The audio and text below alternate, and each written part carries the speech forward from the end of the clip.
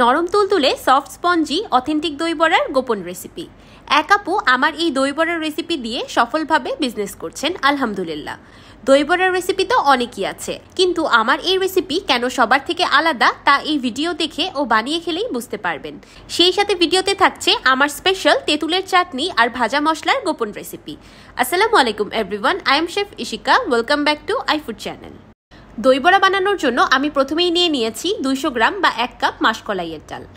আমি ডালগুলোকে আগের রাতেই পানিতে ভিজিয়ে রেখেছিলাম। দেখতেই পারছেন ডালগুলো ফুলে সাইজে কতটা বড় হয়ে গিয়েছে।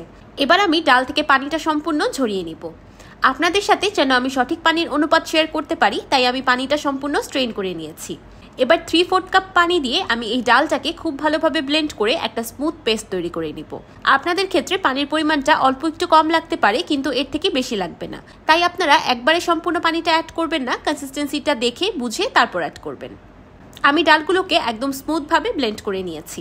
আপনারা ইচ্ছে করলে ডালগুলো পাটায়ও বেটে নিতে পারেন। পাটায় প্রথমে ডালগুলো বেটে নিয়ে পরে পানিটা অ্যাডজাস্ট করে নিলেই হবে। এবার ডালে দিয়ে দিব 5টি কাঁচামরিচ কুচি আর 1 টেবিল চামচ আদা কুচি। মাসকলাইয়ের ডালে একটা নিজস্ব স্মেল থাকে, সেই স্মেলটাকে দূর করার জন্য এখানে কাঁচামরিচ কুচি আর আদাটা ব্যবহার করা হয়েছে। খাওয়ার সময় এই আদা বা কাঁচামরিচ দাঁতের নিচে একদমই পড়বে না, এমনকি আপনি বুঝতেই পারবেন না যে দই বড়ার ভিতরে কাঁচামরিচ বা আদা আছে, তাই টেনশন নেওয়ার কোনো কারণ নেই। এবার আমি হাতের সাহায্যে এই ডালের ব্যাটারটাকে 10 মিনিটের মতো ফেটিয়ে নিব। আপনারা ইচ্ছে করলে এখানে উইক্সও ব্যবহার করতে পারেন, কিন্তু আমার মনে হয় হাত দিয়ে ফেটালেই জিনিসটা বেশি সুন্দর হয়। ফেটাতে ফেটাতে আপনি হাতের অনুভবে নিজেই লক্ষ্য করতে পারবেন যে ব্যাটারটা অনেক বেশি এয়ারি আর ফ্লাফি হয়ে গিয়েছে। এই স্টেপটা অনেকেই বলে না দই বড়ার রেসিপিটাকে সহজ বোঝানোর জন্য, কিন্তু আপনারা অবশ্যই সময় নিয়ে একটু কষ্ট করে দই বড়ার ব্যাটারটাকে ফেটিয়ে নেবেন, তাহলে দেখবেন একদম সুন্দর দোকানের মতো দই বড়া তৈরি হবে। দই বড়াগুলোকে শেপ দেওয়ার জন্য আমি প্রথমে হাতটাকে পানিতে ভিজিয়ে নিয়েছি, এতে করে ডালটা হাতের সাথে আটকে যাবে না আর শেপ দিতে সুবিধা হবে। তারপর হাতের সাহায্যে অল্প একটু দই বড়ার ব্যাটার নিয়ে গরম তেলে ছেড়ে দিব। যেভাবে আমরা পেঁয়াজু তৈরি করে থাকি প্রসেসটা ঠিক তেমনই হবে।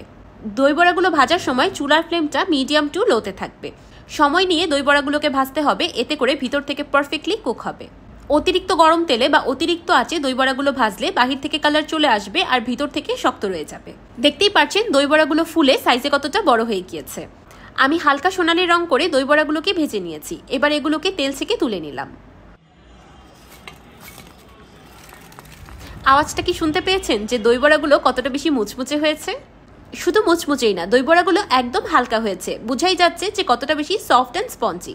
অনেকেই এই দই বড়ার শেপটা সুন্দর মতো দিতে পারেন না, আঁকাবাঁকা হয়ে যায়। আমি দই বড়া বানাতে অভ্যস্ত, তাই আমারটা দেখতে সুন্দর হয়েছে। আপনাদেরটা একটু আঁকাবাঁকা হলেও কোনো সমস্যা নেই, খেতে তো মজাই হবে। আমি সবগুলো বড়া ভেজে নিয়েছি। যতটুকু ডাল নিয়েছিলাম ততটুকুতে আমার 17টা বড়া তৈরি হয়েছে। দেখতেই পাচ্ছেন আমি কিন্তু একটু বড় করে বানিয়েছি। আপনারা যদি একটু ছোট করে বানান তাহলে আরও বেশি বড়া তৈরি হবে। একটি বড়া আপনাদেরকে না ভেঙে দেখালেই নয়। মাশাআল্লাহ, ভিতর থেকে একদম সফট ও জালিদার। অলরেডি যদি এতটা বেশি সফট হয় তাহলে ভিজানোর পর কতটা বেশি সফট হবে বুঝতেই পারছেন। এই পর্যায়ে আপনারা দই বড়াগুলোকে যে কোনো জিপলক ব্যাগে ভরে বা এয়ারটাইট বক্সে ভরে ডিপ ফ্রিজে সংরক্ষণ করতে পারবেন 1 মাসের মতো। এই বড়াগুলোকে ভিজানোর আগে সম্পূর্ণ ঠান্ডা করে নিতে হবে। তাহলে চলুন এই সময়ে আমার সিক্রেট ভাজা মশলাটা তৈরি করে নিই। সবার ঘরে ঘরে থাকা শুধু 4টি মশলা দিয়ে এই দুর্দান্ত স্বাদের ভাজা মশলা তৈরি করা যায়। একটি প্যানে দিয়ে দিলাম 1 টেবিল চামচ জিরা, 1 টেবিল চামচ মৌরি, 1 চা চামচ আস্ত ধনিয়া আর 2টি এলাচ। এবার চুলার একদম লো ফ্লেমে মশলাগুলোকে 3-4 মিনিটের মতো রোস্ট করে নিব। মশলাগুলোকে চুলার একদম লো আঁচে সময় নিয়ে রোস্ট করতে হবে, যেন মশলার ভিতর পর্যন্ত হিট প্রবেশ করতে পারে। এই ভাজা মশলাটা যে কোনো খাবারের স্বাদকে 10 গুণ বাড়িয়ে দিবে। 3-4 মিনিট পর দেখবেন মশলা থেকে খুব সুন্দর একটা ঘ্রাণ বেরিয়ে আসবে আর রংটাও কিছুটা পরিবর্তন হয়ে যাবে। এই সময় এটাকে চুলা থেকে নামিয়ে নিব। মশলাগুলো ঠান্ডা হয়ে যাওয়ার পর আমি ব্লেন্ড করে পাউডার করে দিয়েছি।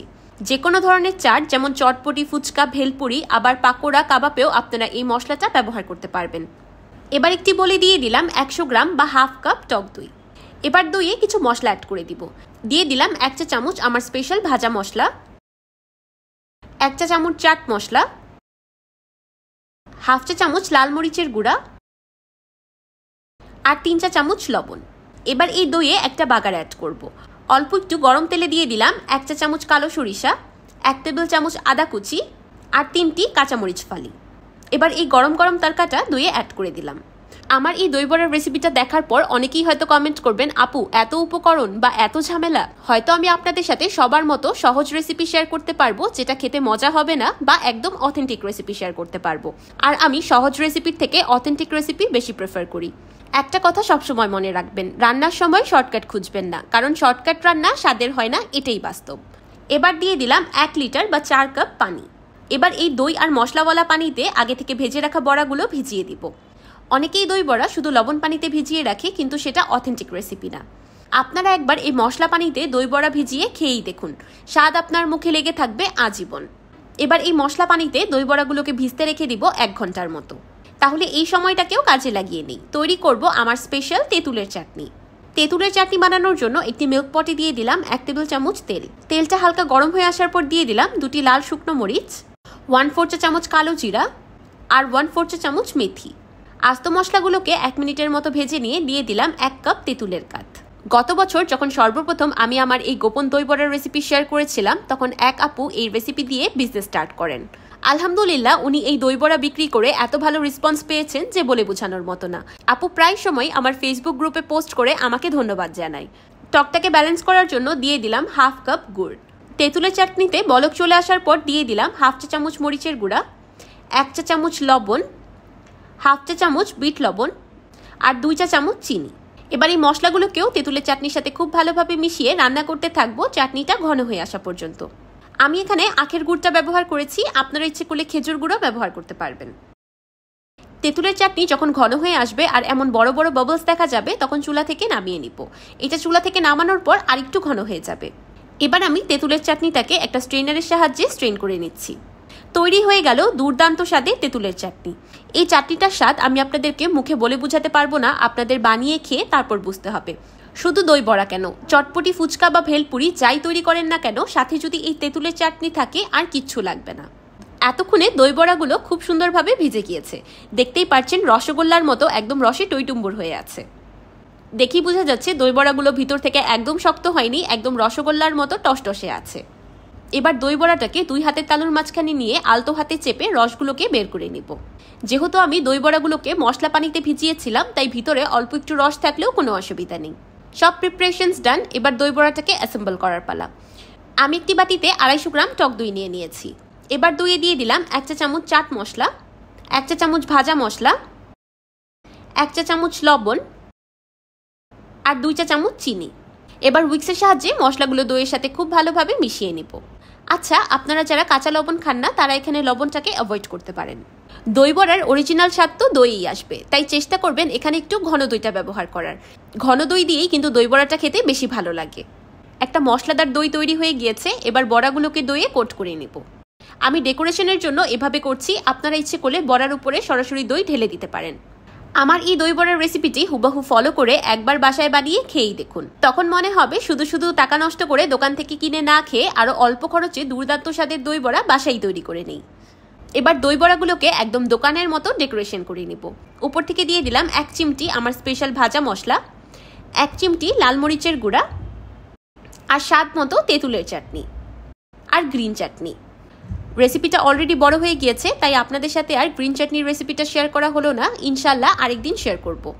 একদম লাস্টে দিয়ে দিলাম উপর থেকে কিছু ঝুরি ভাজা। নরম তুলতুলে দই বড়ার সাথে ক্রিস্পি ক্রিস্পি ঝুরি ভাজা খেতে কিন্তু দারুণ লাগে। তো তৈরি হয়ে গেল মন প্রাণ কলিজা ঠান্ডা করা সবার পছন্দের দই বড়া। রমজান মাসের ইফতারে এমন এক প্লেট দই বড়া খেলে পেট একদম ঠান্ডা হয়ে যাবে। শুধু ইফতারে কেন, ঈদের আয়োজনেও কিন্তু আপনারা রাখতে পারেন এমন আকর্ষণীয় ও সুস্বাদু দই বড়া। এই তেঁতুলের চাটনি যে কোনো এয়ারটাইট বক্সে করে নর্মাল ফ্রিজে স্টোর করতে পারবেন 1 মাসের মতো। আপনি যখন দই বড়াটা মুখে দিবেন, কষ্ট করে চাবাতে হবে না, এমনিতেই মিলিয়ে যাবে, এতটাই বেশি নরম তুলতুলে হয়েছে। যে কোনো বড় বড় দোকানের দই বড়াও ফেল হয়ে যাবে আমার এই দই বড়ার রেসিপির কাছে। আপনারা হয়তো মনে করতে পারেন আমি বেশি প্রশংসা করছি, কিন্তু আমি গ্যারান্টি দিয়ে বলতে পারবো আপনারাও একবার বানিয়ে খেলে প্রশংসা করতে বাধ্য হবেন। দেখতেই পাচ্ছেন আমার চামচ লাগানোর সাথে সাথেই দই বড়াগুলো একদম খুলে যাচ্ছে, এতটাই বেশি সফট অ্যান্ড স্পঞ্জি হয়েছে। আমার আজকের এই অথেন্টিক দই বড়ার রেসিপিটি আপনাদের কাছে কেমন লাগলো আমাকে অবশ্যই কমেন্ট করে জানাবেন। ভিডিওটি ভালো লাগলে একটি লাইক দিবেন আর আমার চ্যানেল সাবস্ক্রাইব করে আমার চ্যানেলের পাশেই থাকবেন। আল্লাহ হাফেজ।